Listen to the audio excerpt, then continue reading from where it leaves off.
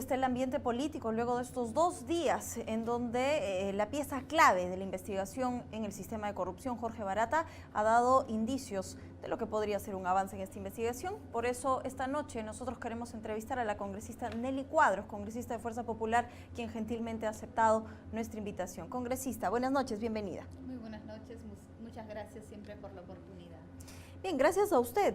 Comenzamos con la declaración de Jorge Barata. Estos 2 días han sido intensos, tenaces, y se esperaba además que estos 2 días puedan cumplirse con la expectativa, no solo del ciudadano de a pie que está esperando que puedan avanzarse en la investigación, sino que esta investigación finalmente pueda rendir cuentas dentro de nuestros operadores de justicia.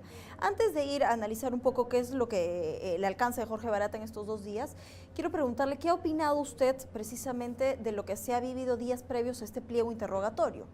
La no presencia del fiscal Hamilton Castro, la inclusión de este pliego de parte de la comisión Lavallato. ¿Cree usted que ha sido un error que el señor Hamilton Castro no forme parte de esta investigación? Es preocupante y yo creo que todo el Perú ha estado tan atento a las declaraciones del señor Barata, prácticamente que tiene en sus manos el destino político de este gobierno y de la coyuntura actual.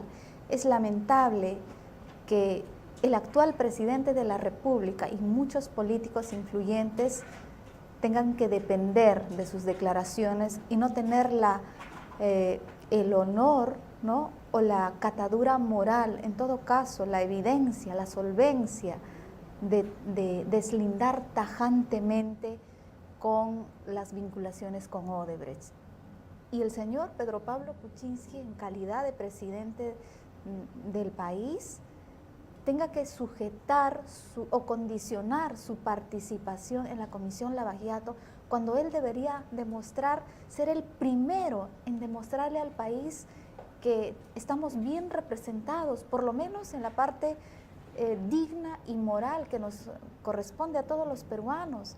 Y lamentablemente su solvencia política se ha degradado las últimas horas, estando sujeto a la información que dé el señor Barata, y que cada hora que pasa, bueno, no hacemos más que reconfirmar las evidencias de su vinculación a través de estas empresas Westfield y First Capital, que además ya ha sido materia de información en la vacancia anterior. Esto solamente reconfirma pues que estamos con un presidente que no está interesado en el país, que con entendible razón está más preocupado de cómo salir de esta situación, y pareciera que está en medio de un laberinto sin salida, en el cual por sus años de trabajo técnico, político, siendo además primer ministro,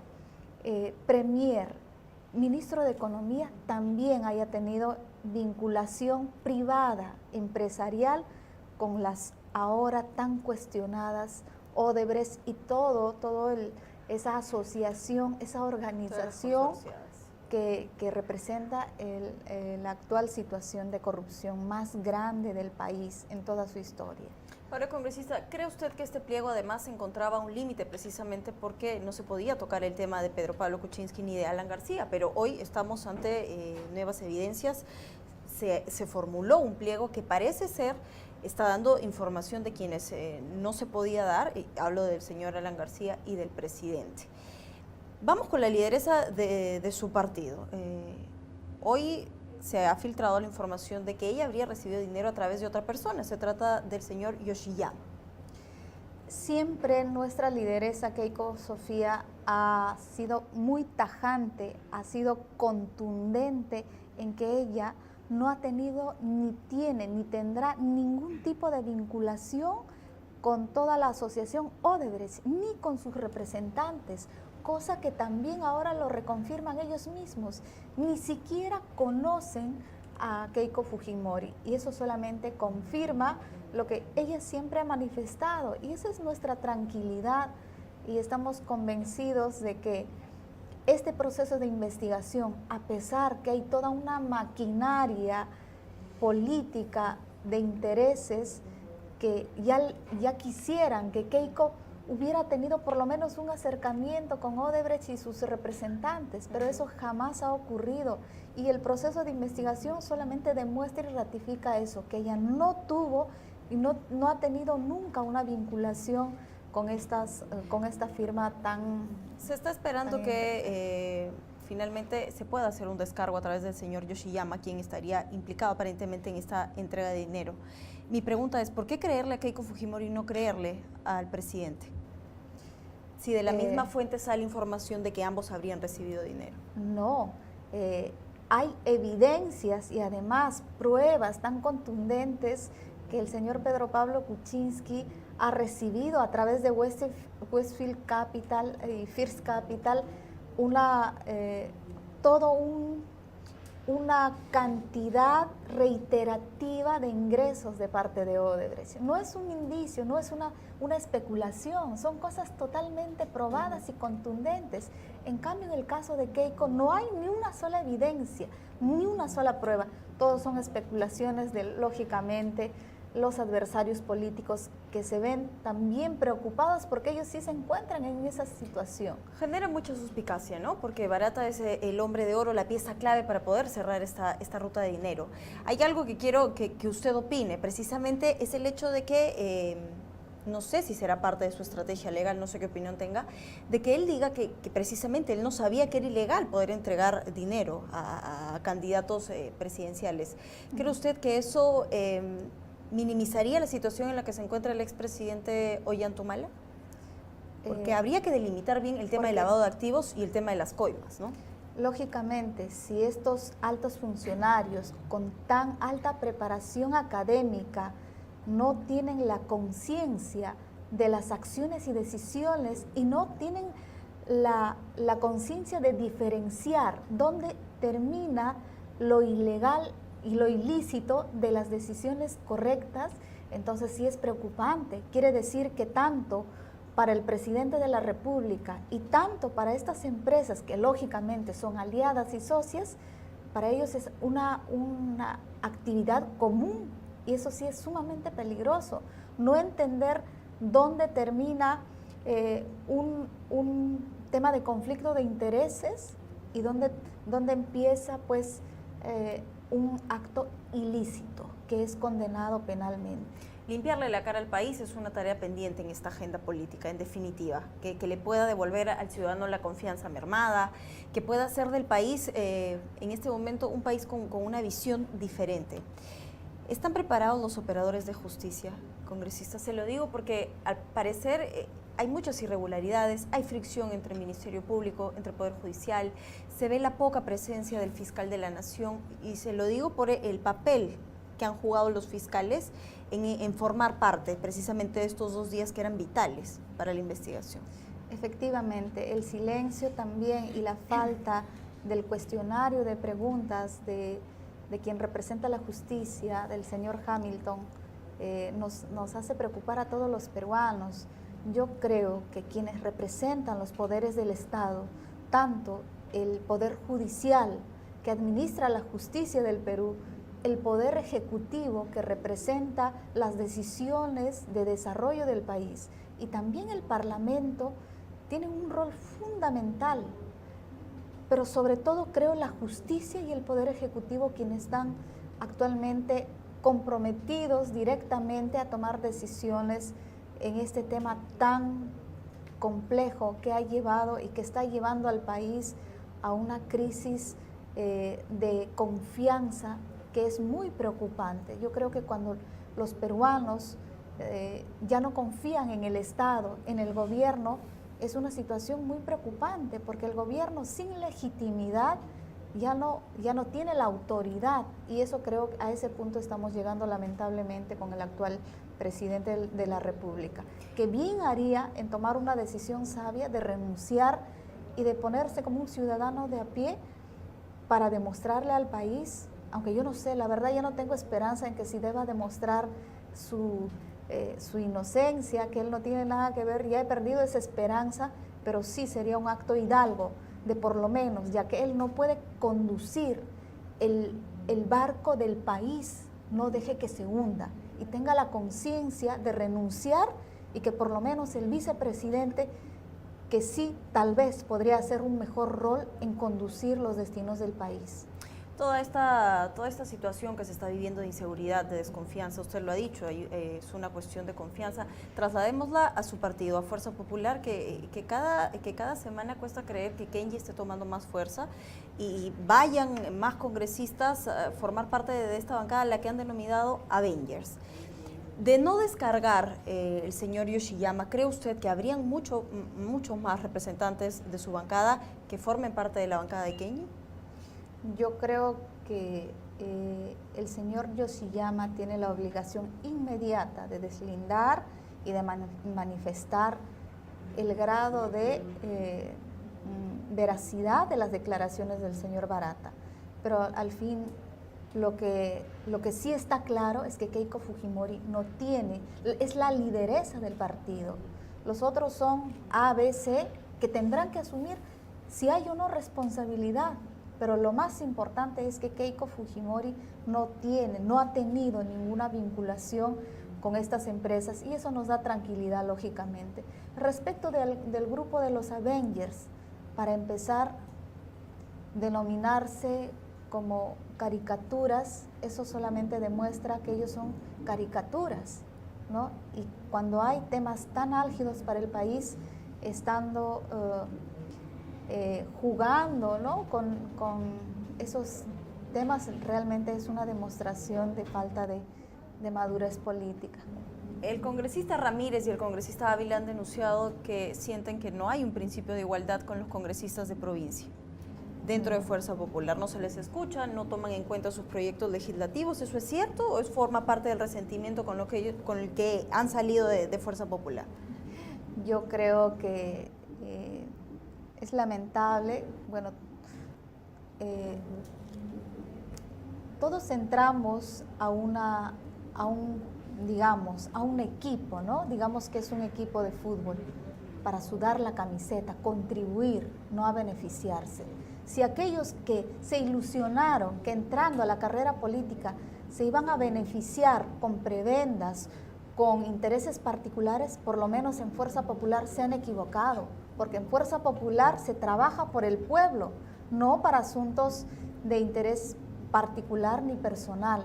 Si no han sido satisfechas esas expectativas, yo creo que tienen frustradas sus expectativas políticas, pero quienes estamos firmes y convencidos de la familia y de la institución que representamos, que es Fuerza Popular, que es trabajar por el pueblo, lo estamos haciendo todos los días, sin esperar premios, sin esperar beneficios. Al final somos el partido de la oposición y eso hay que tomarlo conciencia y hay que ejercer ese rol que nos ha dado el país, no para beneficiarnos, no para tener algún privilegio. ¿Sienten temor ustedes de estar perdiendo la fuerza mayoritaria que tenían en el Congreso? Yo más bien me siento orgullosa que quienes estamos firmes en las horas difíciles son los soldados más fuertes que vamos a seguir construyendo la institución que se llama Fuerza Popular. Lógicamente en el camino, en toda batalla, pues hay unos que desisten, hay otros que se pasan al otro bando, como se dice, pero creo que es muy importante este proceso porque sabemos al final del día quién es quién y tenemos un denominador común, la unidad, la disciplina y la lealtad. Principios que lógicamente algunos no entienden qué significa y por eso pues seguramente no se sienten representados. Trabajar por el país es una de sus consignas. En las últimas semanas hemos estado ante proyectos de ley que al parecer han causado conmoción social, lo digo por este proyecto de la congresista Rosa Bartra, que planteaba que los estudiantes de institutos puedan trabajar 3 años sin subvención económica. ¿Le faltó proyección a esa ley? ¿Usted está totalmente de acuerdo? ¿La respalda 100%? Yo creo que toda ley es perfectible. Además, ese proyecto de ley se ha aprobado y debatido en las comisiones. Ha pasado todos los procesos y a mí sí me preocupa que pase por las comisiones y cuando son aquellos parlamentarios, sobre todo de la izquierda, de los dos grupos de la izquierda, que lo han debatido en la Comisión de Educación, cuando se aprueba en la Comisión Permanente, empiezan pues con un ataque con una artillería pesada de agresividad contra la congresista Bartra, que pudo bien esa ley a ser perfeccionada, debatida, consensuada en la Comisión de Educación, que es el espacio del debate, y no hacer que ya pase la comisión y entonces es como una trampa, ¿no? Que esperan a que llegue hasta tal punto con la artillería lista para empezar solamente a agredir y a desinformar. Creo que es una ley que tal vez merece un mayor debate, que puede ser perfectible, ¿no? No conozco los detalles de esa ley, sin embargo, la reacción que ha surgido de una agresión política contra la congresista Rosa Bartra, me parece que responde a intereses mayores, ¿no? Porque ella lógicamente es la mujer que representa en el Perú, junto con la congresista, con otros congresistas como Jenny Vilcatoma, pues la lucha contra la corrupción. Y debe ser muy difícil luchar contra monstruos que tienen tanto poder político y económico. No debe ser fácil. Y yo, que conozco a Rosa Bartra, confío siempre en su buena intención, en todas las propuestas que hace. Y yo creo que más eso ha respondido, todo ese ataque, a una suerte de quererla debilitar. En definitiva, el monstruo de la corrupción es el más grande por el que estamos pasando en este momento, pero hay otros temas y en efecto, Jorge Barata nos tiene distraídos en este momento, pero si regresamos días atrás, tenemos el terrible crimen de Jimenita, esta niña de 11 años, una víctima más de la violencia. Tenemos la absolución en una sentencia de Arlet Contreras que conmociona socialmente porque le abre la brecha a la impunidad en el país. Se lo digo, congresista, porque el ciudadano de a pie tiene la sensación de que la representación parlamentaria aprovecha la desgracia para hacer politiquería y no se tratan a nivel parlamento, a nivel pleno, no se aprovecha la oportunidad para precisamente tratar estas desgracias y estos temas sociales a través de normas nuevas, de leyes nuevas. Lógicamente y lamentablemente es la herencia que nos ha dejado la asociación Odebrecht, Nadine Heredia y Ollanta Humala. Y como aliado, este gobierno, aliado de Ollanta Humala, le ha tocado heredar una carga sumamente difícil y que no lo puede sostener. Esa es la consecuencia todavía, no es un asunto de esta coyuntura. El tema de Odebrecht es la herencia de la gestión anterior que lo tiene que asumir este gobierno y lamentable y tristemente, seguramente, todos los peruanos nos sentimos frustrados porque toda la atención política está tan concentrada en qué es lo que dice Barata, qué dice PPK, qué dice, y últimamente esta suerte de talk show que se ha vuelto pues el tema de los Avengers. Es lamentable pues que el tema político esté concentrado en estos dos temas, en los Avengers o llamados pepequenguis y en los asuntos de la vinculación del presidente con Odebrecht. Pero su compromiso sí es poder trabajar para poder frenar la violencia. ¿Cree usted oportuno que es momento de cambiar la Constitución, cambiar el Código?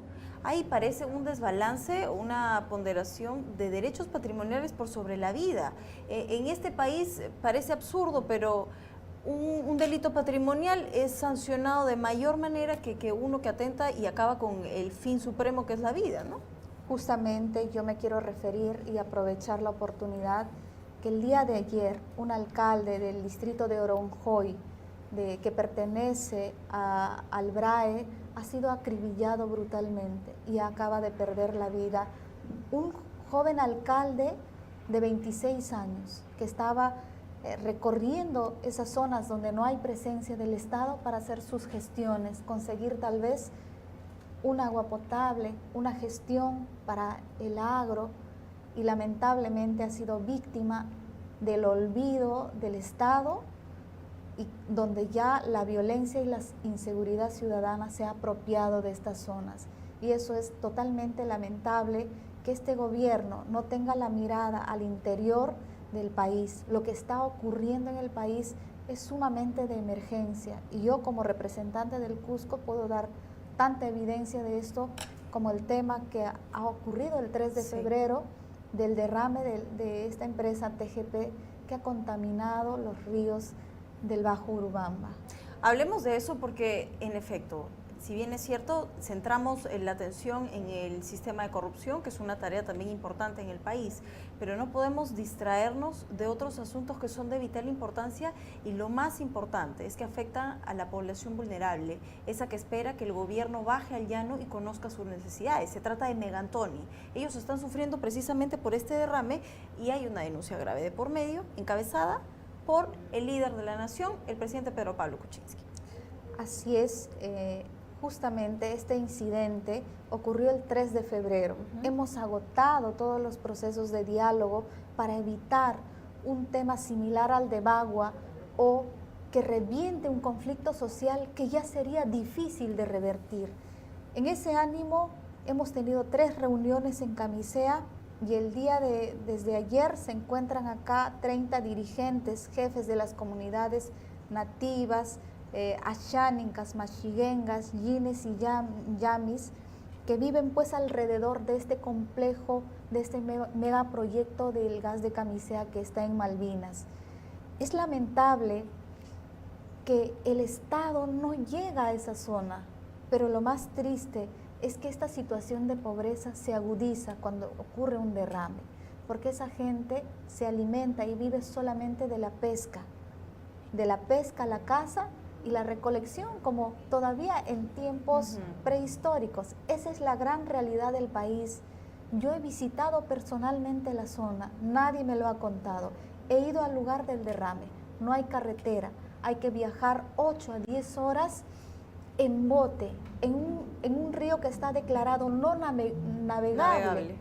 Entonces, cuando a estos ciudadanos peruanos ya les quitas el derecho a la alimentación, entonces ya creo que rompemos el hilo delgado entre el derecho a vivir dignamente, porque en realidad, al margen de este tema del derrame, no existen agua potable, ellos no saben lo que es un colegio, una posta médica, no tienen carretera, pero el tema del derrame agudiza más esta situación. Hemos estado el día de hoy a la mañana en el Ministerio de Energía y Minas y ya teníamos una cita concertada con el viceministro. ¿Qué pasó? La excusa de no atenderlos es que no tenían sillas y eso es lo más indignante. Estos no son pobladores que viven a media hora de Lima, han tenido que hacer un esfuerzo bárbaro por hoy venir a tratar una problemática y no ser escuchados. Qué falta de respeto. Hemos estado desde las 8 hasta las 10 de la mañana y eso que ya teníamos la cita aceptada y dijeron que solo me podían atender a mí porque no tenían mesa, ni silla, ni espacio para tanta gente. Nos colmó de indignación la actitud, el trato, yo diría ni siquiera de indiferencia, porque esa palabra es poca. Yo creo que hay un desprecio de este gobierno y de sus representantes hacia los ciudadanos que también son peruanos, igual que nosotros, y que lo único que reclaman es el derecho a alimentarse. Es tan simple como eso. Y el día de hoy, en horas de la tarde, a las 3 de la tarde hemos tenido una reunión también que ya estaba gestionada con el viceministro de Gobernanza, el señor Carlos Loret de Mola, y lamentablemente, lejos de ayudar al proceso de diálogo, solamente respondió. La única participación que tuvo, y lo tengo grabado en los videos, es para hacerme una expresión muy agresiva. Y yo como mujer y como parlamentaria estoy presentando el día de mañana su pedido de renuncia, porque él me acusó primero de que yo era representante del Opus Dei y que yo estaba mintiendo y que, entre otros adjetivos, que levantándome la voz delante de toda la gente solamente dio evidencia de cómo los representantes de este gobierno tratan a la gente. Si no respetan a una parlamentaria, menos pues vamos a esperar que respeten a un mashiguenga que viene de tan lejos solamente a mendigar un derecho, el derecho a la alimentación que ni siquiera es a la salud, a la educación, sino que ellos viven de los ríos y que no interrumpan esta su forma de vivir por lo menos. Y el trato de este señor viceministro es de total forma indignante, reprochable, y me falta la expresión para decirle, no sé, totalmente de rechazo. Yo me imagino, y lo triste de esto es que son 2 días de reuniones y que no hay resultados. Que usted va a seguir del lado de estos pobladores nativos, ¿qué le digo lucha? Porque en este país los derechos no pueden mendigarse. Más allá de la poca productividad que ha tenido en las reuniones, ¿cuál es la sensación en este momento de los pobladores? El día de mañana tenemos el día de hoy nos ha recibido el presidente del Congreso y hemos hecho presente este tema en la comisión permanente, y se han sumado a este pedido la Comisión de Cultura, la Comisión de Pueblos Andinos y la Comisión de Energía y Minas. El día de mañana están acudiendo al Congreso de la República la ministra de Energía y Minas, representante de Osinermin, de OEFA, y yo creo que por lo menos en el Parlamento hay el eco de la voz del pueblo más profundo del Perú, porque realmente las 2 actitudes y acercamientos que hemos tenido con el Ejecutivo el día de hoy es totalmente indignante, que es la poca palabra que yo puedo usar, si no es otras expresiones para no adjetivar más, pero es lamentable. Sin embargo, no perdemos el optimismo. Creemos que a pesar que este proceso va a ser duro, como tal parece que va a ser, vamos a lograr hacernos respetar. Pero también quiero manifestar algo, y tal vez podamos acá encontrar la justificación por qué los representantes del gobierno, en especial este señor Carlos Loret, que es viceministro de diálogo, que de diálogo no ha pronunciado una sola palabra en esta reunión, sino para insultarnos, insultarme a mí, que soy del Opus Dei, que no sé qué significa ni qué tiene que ver con el tema, pero yo le voy a pedir explicación. Pero ahora a lo que quiero ir, el señor presidente de la República en julio del 2003 ha sido asesor de TGP, la empresa responsable del derrame. Con razón, pues el gobierno es aliado de estos intereses privados y no quiere hacer respetar a la población, ni tener el gesto. Ahora pues podemos entender pues que si el presidente de la República ha sido asesor de estas empresas del gas de Camisea, con justa razón quieren minimizar el daño que está ocurriendo al interior de Camisea, que es la provincia de la Convención y la región del Cusco. Estos temas, por ejemplo, ¿por qué no salen en los medios de comunicación? ¿Por qué lo quieren ocultar? ¿Por qué lo quieren minimizar? Yo creo que por lo menos deben mostrar una actitud política, por lo menos, no sé si forzada, de poder escuchar y tratar, hacer el intento de resolver este problema tan delicado, tan grave, tan álgido, porque estamos hablando del centro energético del país. No entender que las comunidades tienen derecho a alimentarse, que es lo único que están exigiendo, que esta empresa les haga los proyectos productivos de piscicultura en sus comunidades, ya que del río ya no pueden alimentarse y no acceden a estos pedidos, lógicamente porque se sienten totalmente aliados y respaldados por este gobierno, porque tienen vinculación desde muchos años atrás. Son 15 años, estamos 2018, son 13 años, desde el 2005. 2003. 2003. Miren cuánto tiempo, 2003, esta es una denuncia gravísima, además congresista, y denunciada y que tiene que ser investigada. Hay algo que al parecer usted ratifica con esta opinión que tiene, y es el hecho de que este gabinete, más allá de haber sido denominado un gabinete de lujo, no conoce pues verdaderamente el Perú. Es lamentable que nuestros representantes de los ministerios, que conozco a la primera ministra y sé que tiene una actitud de querer resolver muchos problemas, y yo he notado esa actitud siempre en ella.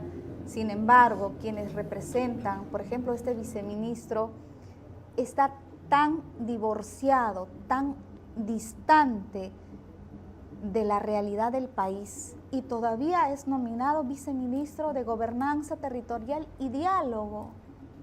¿Cómo un hombre que no entiende que un machiguenga ha viajado 8 horas en bote para ser escuchado puede recibir solo desprecio de estos señores que no han pisado nunca estos territorios del país? Lógicamente, ellos no entienden la realidad de los pueblos del interior del país. Para ellos todo es decidir en el escritorio los destinos del país y están totalmente divorciados, desconectados con lo que pasa al interior del país. ¿Cuántas veces ellos van al Cusco? ¿Cuántas veces han ido a Camisea? Jamás, no conocen. Por eso es que sienten total indolencia, indiferencia y yo diría desprecio total hacia nuestros hermanos que también son peruanos. Ahora, congresista, ¿por qué el calificativo de que usted pertenece al Opus Dei? ¿A qué cree usted que hacía referencia este señor? Yo le voy a preguntar porque tampoco sabía qué significa y hasta ahora todavía no entiendo qué significa. Yo no sé si eso será un adjetivo, un insulto o qué ha querido decir, pero como lo dijo con tanta agresividad, no pienso que haya sido un halago, ¿no? Él tendrá que darnos las explicaciones del caso en un tema que es un tema específico. Adjetivarme con esos calificativos, yo no entiendo a qué viene realmente mi total rechazo a esta actitud de soberbia y de maltrato, pues que tal vez por mi apariencia joven o de mujer, él cree que lo puede hacer. No tengo las canas que él tiene, no tengo tal vez los títulos que él tiene, pero también soy... Pero sí la disposición de escuchar a quien más necesita en este momento, y eso es importante. Y no le da ningún derecho a insultarnos de esa manera. Pero yo sé, también así, con la apariencia tenemos la firmeza y la valentía de hacernos respetar. Y el día de mañana estamos presentando que este señor renuncie de ese cargo porque no tiene ninguna capacidad para estar ahí. Y en el día de mañana usted estará iniciando este proceso y en todo caso, ¿cuál es el compromiso con los hermanos nativos? ¿Qué urge en este momento? Que en realidad es un problema bastante complejo que para ser resuelto inmediatamente va a costar un poco, pero ¿cuál es la solución alternativa que hay que darle a este problema para mejorar la calidad de vida de ellos? Lo que ellos están proponiendo son 3 cosas fundamentales. Primero, sobre el tema específico del derrame, que TGP, que es la empresa responsable de transportar el gas, sí, pueda hacer una compensación, no en dinero, sino en proyectos productivos como la piscicultura en sus comunidades. Eso es tan difícil de entenderlo, eso es lo que están pidiendo. Segundo, quieren que el PCM haga un plan de desarrollo integral en estas comunidades, que es donde se extrae el gas, pero donde no hay educación, salud, infraestructura, carretera, no hay absolutamente nada. Y yo creo que al gobierno le corresponde hacer un plan de desarrollo que será lógicamente a largo plazo, pero ni siquiera hay la voluntad de querer comprometerse con eso. Y aparte de eso, como todo este consorcio es una asociación de empresas multinacionales y grandes, que todo este consorcio pueda proponer un plan de desarrollo de responsabilidad social con estas comunidades, como por ejemplo proyectos productivos, becas educativas, es decir, que le ayuden a estas comunidades sin perder su identidad, pero que estén insertados en el desarrollo. Esas 3 cosas estamos pidiendo, creo que para un ciudadano común es fácil de entenderlo, pero para estos señores tan entendidos, tan graduados con ingentes títulos académicos, no pueden entender una cosa tan simple que pide un peruano del último rincón del país. Los títulos sin conocer el Perú profundo hay una descompensación. Si no te pones en el lugar de otros, que creo que es lo que le falta a este gobierno, no caminamos. El reclamo es justo, ser insertados socialmente a través del mejorar la calidad de vida, y yo espero que se pueda lograr. Esto es un problema más a la larga lista de los que tenemos en el desarrollo de nuestro país. ¿Cómo caminamos al bicentenario, congresista? Creo que tenemos que hacer un esfuerzo muy grande, todos los políticos, pero también todos los peruanos, para reconstruir moralmente el país, porque creo que esta esta ola de Odebrecht nos está dejando bastante golpeados en nuestra dignidad como peruanos. Responsabilidad que no es de los peruanos, sino de aquellos en los que hemos confiado que nos gobiernan. Y esa es la gran herencia, el quiebre que estamos sufriendo actualmente en todos los niveles políticos. Nos va a tocar reconstruirnos en muchos componentes al país, en nuestro nivel de autoestima como peruanos, en nuestra confianza a la clase política, en hacer propuestas sostenibles en el largo plazo. Hay muchas cosas que todos tenemos que trabajar, pero bien haríamos empezando por lo menos a mostrar gestos de voluntad política que tenemos la intención de hacerlo. Ojalá el presidente de la República tenga la hidalguía de dejar el cargo de la presidencia, por lo menos para que no deje que este barco que se llama Perú termine de hundirse, y si no lo puede hacer, que por lo menos deje que otro haga el intento, el mejor esfuerzo para por lo menos llevarnos a un norte, porque actualmente el Perú... ¿Se refiere a Martín Vizcarra? Así es, porque actualmente estamos como un barco a la deriva, esa es la palabra, y lógicamente esos problemas que son álgidos, que son tan delicados, ¿no? Imagínense que estas comunidades, con la justa reacción, tomen el ducto de Camisea o puedan generar de manera comprensible una reacción que nos va a llevar de tanta injusticia, que nos va a llevar a un conflicto social. Sí. Y estamos acá para decirle al gobierno que no queremos llegar a ese punto. No lo pueden entender, señora ministra, señora premier, por favor escúchenos. No puede ser que vengamos hasta acá a mendigar un derecho, a suplicar que nos escuchen. Creo que estamos llegando a los límites del entendimiento, porque acá estamos nosotros con toda la disposición de dialogar, de ser escuchados, de que nos escuchen, porque las propuestas que tiene el pueblo de Camisea son simples y son justos, y que está en manos del gobierno y de la empresa TGP resolverlos. Su postura es clara, la actitud del presidente es la no renuncia, él ha sido claro, porque él siente que el pueblo lo ha elegido para poder cumplir este mandato presidencial. De no renunciar, la izquierda ya presentó por separado 2 mociones de vacancia presidencial precisamente por incapacidad moral para gobernar. ¿Ustedes como bancada respaldarían este pedido? Es un tema que no se ha debatido al interior de la bancada, sin embargo yo creo que hemos pasado ya un proceso de vacancia que es un tema que pone en jaque a todo el país. Bien haría el presidente de la República en evitarnos a todos los peruanos esta crisis política y dar un paso al costado. Yo creo que es la mejor decisión que tendría que tomar el presidente de la República. Estaremos atentos a ver con el transcurrir de los días qué es lo que va a pasar. El ambiente está bastante tenso. ¿Qué le diría usted al ciudadano a pie que en este momento no solo no tiene confianza, sino que además tiene una suerte de conformismo ante los representantes que en este momento tenemos y que además se viene la oportunidad de poder apostar por una renovación política a través de las elecciones municipales y regionales? Yo quisiera, y siempre el Perú ha sido un país de unidad y de lucha, ¿no? De constante lucha. Yo creo que esto no puede ser diferente. Creo que todos los peruanos tenemos que seguir manteniendo la llama del optimismo en nuestro quehacer diario.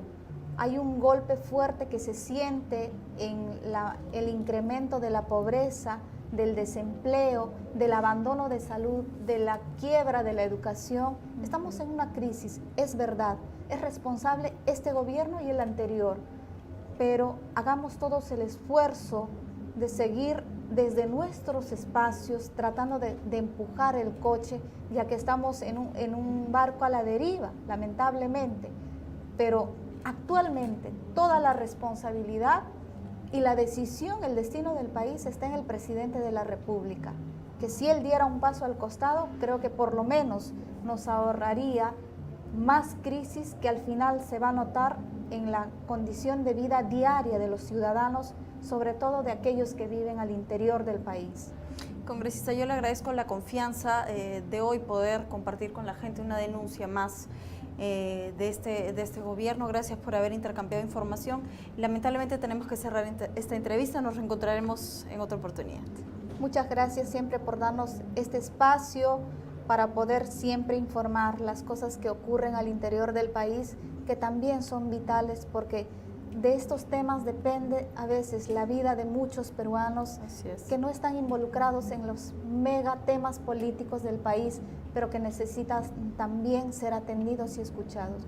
Muchas gracias por la apertura y ojalá el día de mañana nos pueda recibir la Premier y podamos llegar a un buen entendimiento y evitemos todo tipo de crisis social y política por la reacción de nuestros pueblos a raíz de la indiferencia del gobierno. Gracias. La congresista Nelly Cuadros.